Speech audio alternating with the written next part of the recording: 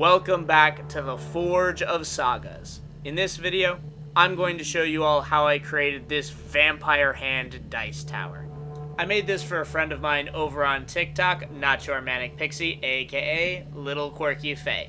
She's been getting into Vampire the Masquerades recently, and I figured that she needed an appropriate dice tower for that game. So without further ado, let's get started.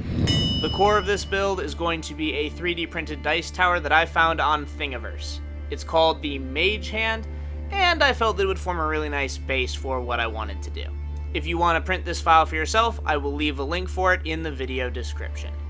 Once I had it printed out, there were a few little bits that I had to smooth out that were left over from the supports, as well as just a few layer lines I wanted to smooth out. So, I came in with a mixture of my Dremel, my scalpel, and some very fine grit sandpaper to help smooth the entire thing out. Make sure you take your time when you're cleaning up your model, just to make sure that you get everything nice and smooth so you end up with a really clean looking finished product. The only thing that I didn't like about this model was how deep the hole for the dice was in the hand. So in order to improve the look, I decided to create a vortex of blood magic. As a base, I grabbed some chicken wire and then measured the height of my hand. I then used those measurements as a guide as I went in and clipped the chicken wire with some wire cutters. I kept dry fitting it against the hand just to make sure that I didn't cut away too much at any one point. Once I was happy with the fit, I came in with my wire cutters and made several different cuts near the top in order to allow me to open up this wire frame a little bit. This serves two purposes. The first is that it's going to allow me to create a slightly more organic blood vortex, and the second is it's going to give me a little bit bigger hole for the dice to go into. Both very important in a vampire dice tower. Once I was happy with how everything was situated, I came in with some super glue and glued the chicken wire in place.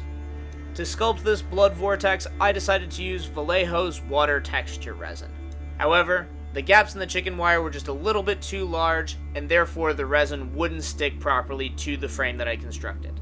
To fix that, I grabbed some florist wire and wove that throughout the chicken wire to add more structure to the mesh. This gave me more surface area for the resin to stick to, which made the entire sculpting process a lot easier.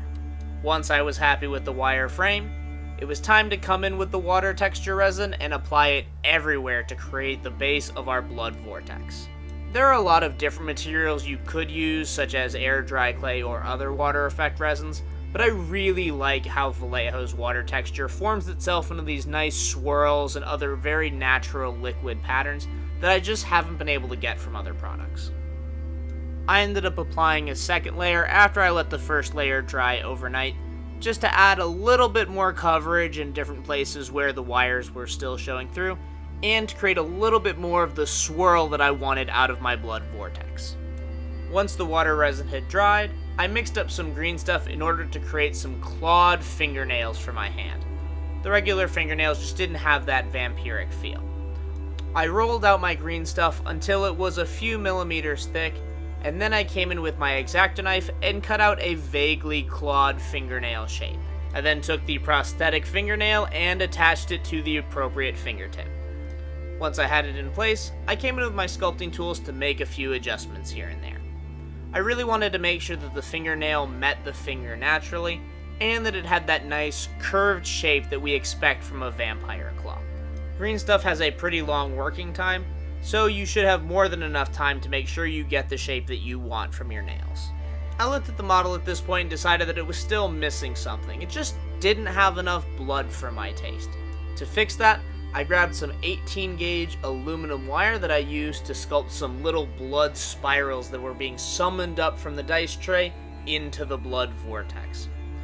I took a lot of time dry fitting this to make sure I had exactly the shape that I wanted, but once I was happy, I grabbed some super glue and glued the wire in place.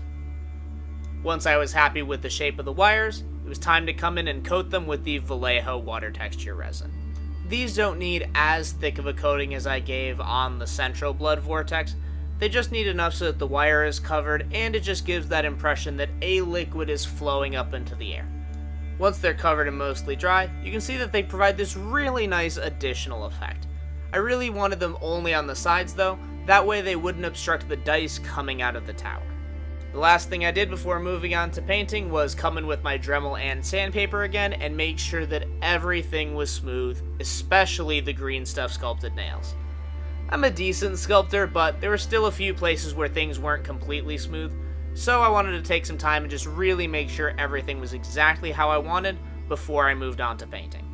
I primed the dice tower with Gray Seer from Citadel, and then came in and applied a layer of Pallid Wich flesh to the hand. I really like this color for vampiric skin, as, while it's still really pale and definitely screams dead, it still has a little bit of warmth to it to remind us that at some point this skin was actually alive. For the first layer of the stone, to give him a nice dark feel, I went with Basilicanum Gray contrast paint from Citadel. I really like working with contrast paints in this kind of scenario, as that paint just seeps down into all the cracks and crevices, and it gives a little bit of a varied texture when it dries. The only thing to be careful of is that it can pool in weird ways on flat surfaces, so just make sure that you spread it out if you happen to see it pooling in a way that you don't like. Once both of those were dry, I came in and picked out the veins on the Mage hand with a very, very thinned down Guilliman blue glaze from Citadel.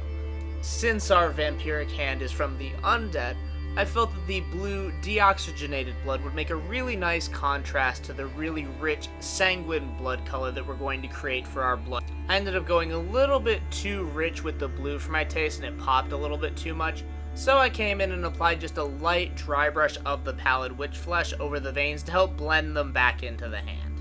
To help reinforce the undead nature of the hand and provide a little bit of variety in shading, I came in with some Apothacry white contrast paint and applied a very thin layer of it over the entire hand. This is going to help add just a little bit more shadow in the joints and under the raised veins, and just overall help add a little bit more realism to the hand. Once the Apothacry white had dried, I found that there were a few areas that were a little too dark for my tastes. To fix that, I came in with a light dry brush of the Pallid Wich flesh. I followed this up with an even lighter dry brush using a generic white craft paint, just to really bring out the high point details of this model and to add a little bit of extra color variety. Now with the hand mostly finished, it's time to turn back to the stonework for a bit. I applied layers of both Rust Gray and Dark Reaper from the Citadel range, using both stippling and dry brushing techniques. I wanted to give the stone a little bit of a bluish hue underneath the grays, just because that's always had a very haunted feel to me, and I think that fits the overall theme of this piece. The last thing to do with the stone was to come in and add a quick dry brush of Dawnstone. This is going to help catch some of those raised areas, as well as return the stone to its overall gray feel, while still keeping those nice blue undertones. Now it's time to get to the fun part, which is of course, the blood. I used a mixture of Teaters Red contrast paint and Blood for the Blood God technical paint from the Citadel range. I mostly focused on using Blood for the Blood God, as it leaves this really nice glossy finish that perfectly simulates freshly spilled blood in my opinion. However, there were some areas such as the inside of the vortex which needed just a little bit thicker coverage than the Blood for the Blood God was going to provide. So for that, I came in with the Teaters contrast red and added just a little bit more detail. I did, however, come back after that had dried and add another layer of Blood for the Blood God, just to make sure I got that nice glossy finish. As you can see, I also splattered some blood over the fingers to make it seem like they'd recently feasted.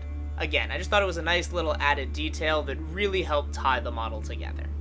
Once I'd gotten everything nice and bloody, I did need to come in and do a little bit of cleanup work with my various shades of white. What can I say? There's something about splattering blood everywhere that just makes you lose a little bit of your artistic finesse. So, I just came in and repeated the steps that you've seen previously to make sure that I'd restored the colors that I had before I applied the blood paint. And with that, our dice tower is ready to roll. This may not have been one of my most complicated builds, but I had a lot of fun with it and I think the results are really spectacular. If you enjoyed this video, give us a like and subscribe to the channel to keep up to date on all of our future projects. I definitely have some ideas on how to incorporate the techniques I showed you in this video into some future projects, so you'll want to stay tuned to find out what I've got in store.